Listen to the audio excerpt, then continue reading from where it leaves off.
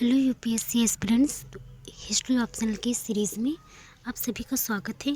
तो जैसा कि हम लोगों के कई टॉपिक कवर हो चुके हैं और आज का हमारा जो अगला टॉपिक है वो है 6वीं शताब्दी में जो राज्य निर्माण की प्रक्रिया थी उसके विभिन्न घटक के बारे में आज हम लोग पढ़ेंगे। तो चलिए देखते हैं कि 6वीं शताब्दी में मतलब राज्य निर्माण की प्रक्रिया कैसे हुई थी। तो राज्य निर्माण किसी भी समाज में गुणात्मक परिवर्तन को दर्शाता है। जो राज्य निर्माण है वो किसी भी समाज में किसको गुणात्मक परिवर्तन को दर्शाता है। प्रथम सहस्त्राब्दी ईस्वी पूर्व के मध्य में राज्य के अभाव से राज्य के निर्माण तक की प्रक्रिया को द्रुत परिवर्तन का काल माना गया है। ये इंट्रो में हो जाएगा। अब राज्य निर्माण के संबंध में विचारधाराएं एवं जो सिद्धांत हैं उनके बारे में हम लोग चर्चा करेंगे। तो जैसे राज्य के निर्माण में एक विजय का सिद्धांत दिया जाता है। विचारकों के अनुसार माना गया है कि आर्यों के द्वारा देशी जनसंख्या पर विजय के साथ राज्य निर्माण का मार्ग स्वयमेव प्रशस्त हो गया। मतलब विजय का सिद्धांत या विजय की अवधारणा मानी गई कि आर्यों ने क्या किया, देशी जनता पर विजय प्राप्त की और इससे राज्य निर्माण की प्रक्रिया आगे बढ़ी। कुछ विचारकों के अनुसार अत्यधिक सामाजिक एवं सांस्कृतिक विविधता सामाजिक स्तरीकरण को जन्म देती है। राज्य निर्माण में नगरीय केंद्र एवं व्यापार की भूमिका को भी महत्वपूर्ण माना गया। ये तो सही है, मतलब राज्य के निर्माण में नगरीय और वो जो व्यापार की भूमिका इसका तो बहुत बड़ा रोल होता है। जैसे बंदरगाह वगैरह हो गए राज्य के निर्माण की प्रक्रिया में। अब जैसे व्यापार होता है, माना व्यापारिक मंडियाँ हैं, किसी भी क्षेत्र से व्यापार होगा, अगर व्यापारिक मंडियाँ हो जाती हैं वहाँ पे, तो वहाँ पे फिर धीरे धीरे छोटे छोटे घर बसने लगते हैं, उसके बाद नगर। फिर राज्य निर्माण के प्रारंभिक चरण। तो उत्तर भारत में राज्य निर्माण की प्रक्रिया क्रमिक रही। ऋग्वैदिक काल में पशुपालन की प्रधानता थी।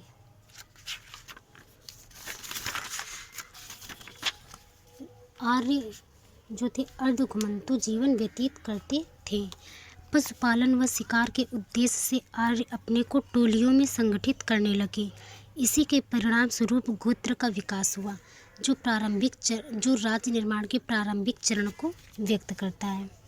विकास के दूसरे चरण का संकेत वंश पर आधारित कहा जाता है। वस्तुतः ऋग्वैदिक समाज इस चरण को व्यक्त करता है। इनकी राजनीतिक सामाजिक पद्धति कबीलाई संरचना पर आधारित थी।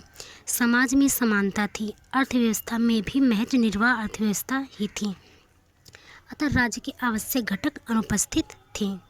राज्य निर्माण की तीसरी अवस्था सिंधु गंगा के विभाजन तथा ऊपरी गंगा घाटी में देखने को मिलती है। उत्तर वैदिक काल इस चरण का प्रतिनिधित्व करता है। पशुपालक के बजाय कृषि मुख्य आर्थिक पेशा बन गई थी। कबीलाई संरचना में दरारें उत्पन्न होने से वर्णभेद पर आधारित समाज के निर्माण को प्रोत्साहन मिला। दूसरी तरफ राज्य जन पर न आधारित होकर क्षेत्र पर आधारित होने लगे। सभा समिति ने अपना महत्व खो दिया था। फिर इस चरण में भी राज्य के मुख्य घटक अनुपस्थित रहे। अतः इस काल में भी ठोस भौतिक आधार, सुस्पष्ट वर्ग समर्थन, सामाजिक मान्यता का अभाव था, जो राज्य निर्माण का एक आवश्यक कारक था। राज्य निर्माण के अंतिम चरण में वे घटक उत्पन्न हुए जो राज्य निर्माण के लिए आवश्यक थे। सर्वप्रथम मध्य गंगा घाटी में कृषि का विस्तार हुआ। लोहे के उपकरण का प्रयोग तथा धान की रोपाई पद्धति का विकास, ये भी राज्य के निर्माण में महत्वपूर्ण भूमिका निभाने वाले कारक हैं। फिर कृषि के विकास ने शिल्पों के विकास को भी प्रोत्साहन किया। इसके परिणाम स्वरूप वाणिज्य व्यापार तथा मुद्रा अर्थव्यवस्था का भी विकास हुआ। अतः 6वीं शताब्दी पूर्व में द्वितीय नगरीकरण प्रारंभ हुआ तथा सिंधु सभ्यता के पतन के पश्चात भारतीय उपमहाद्वीप में दोबारा नगर देखे जाने लगे। इस तरह 6वीं शताब्दी ईसा पूर्व में आर्थिक परिवर्तन ने राज्य को एक ठोस भौतिक आधार प्रदान किया। अब ये जो परिवर्तन थे इन्होंने राज्य की निर्माण की प्रक्रिया को पूरा कर दिया। राज्य को एक ठोस आर्थिक एवं सामाजिक सुधार प्राप्त हुआ। करारोपण प्रणाली स्थापित हो गई। राज्य की शक्ति एवं प्रतिष्ठा बढ़ी। राजत्व की स्पष्ट धारणा विकसित हुई। इस तरह राज्य निर्माण की प्रक्रिया कई चरणों में पूरी हो गई। तो ये हमारे राज्य निर्माण की प्रक्रिया थी। अब देखते हैं कि मगध का उदय कैसे हुआ। तो मगध की विशिष्ट भौगोलिक स्थिति ने इसके उदय को ठोस आधार प्रदान किया। मगध की प्रथम राजधानी राजगृह थी। ये विभिन्न पहाड़ियों से घिरी हुई थी। इसके पास व्यापक प्राकृतिक संपदा थी। मगध की जो पहाड़ी थी, मतलब इसका एक भौगोलिक कारण ये है कि मगध की जो मगध साम्राज्य था ये पहाड़ियों से घिरा हुआ था और यहाँ पर बहुत सारे घने जंगल थे।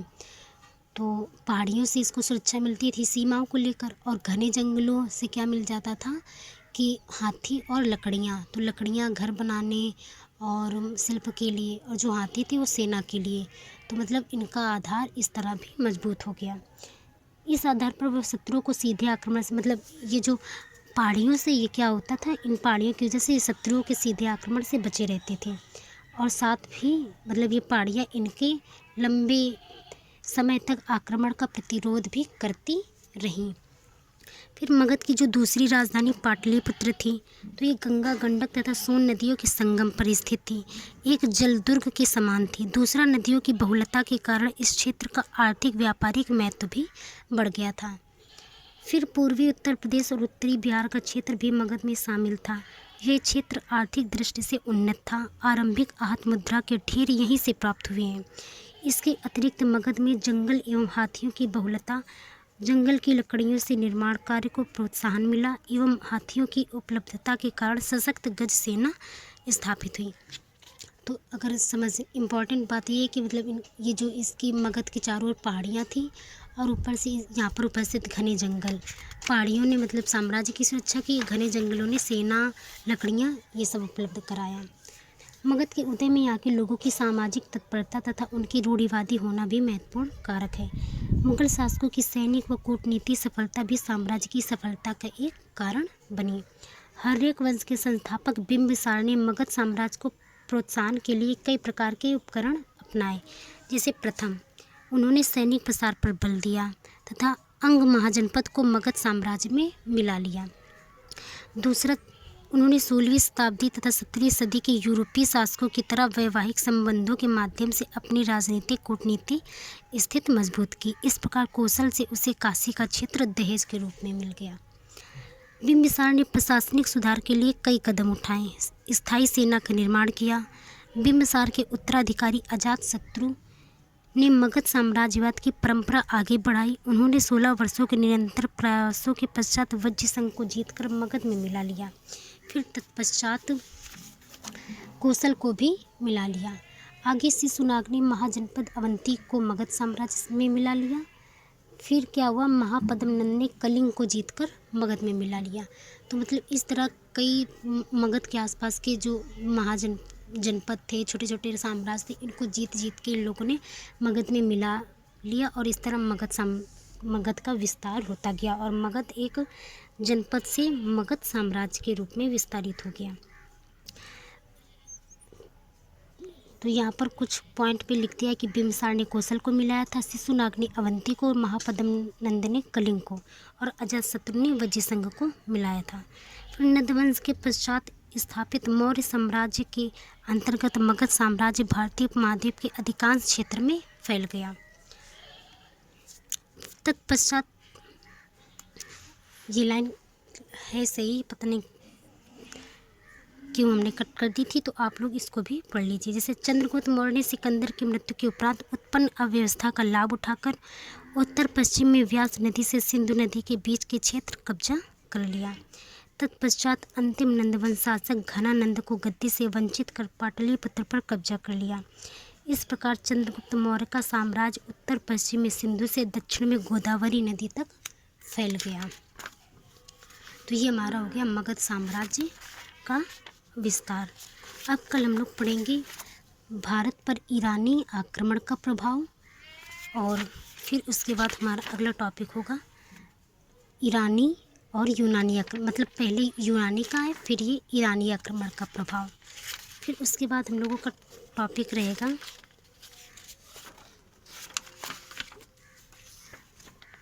इतने सारे टॉपिक कंप्लीट करने के बाद एक बार कल हम मैप के थ्रू मगध साम्राज्य की स्थिति और ये किस प्रकार से इसका विस्तार हुआ ये हम लोग पढ़ेंगे। तो थैंक्स फॉर वॉचिंग। नोट्स बनाते चलिए। अगर कहीं भी कोई डाउट हो तो आप हमें कमेंट्स करिए, हम सभी के कमेंट्स का जवाब ज़रूर देंगे। Thanks for watching.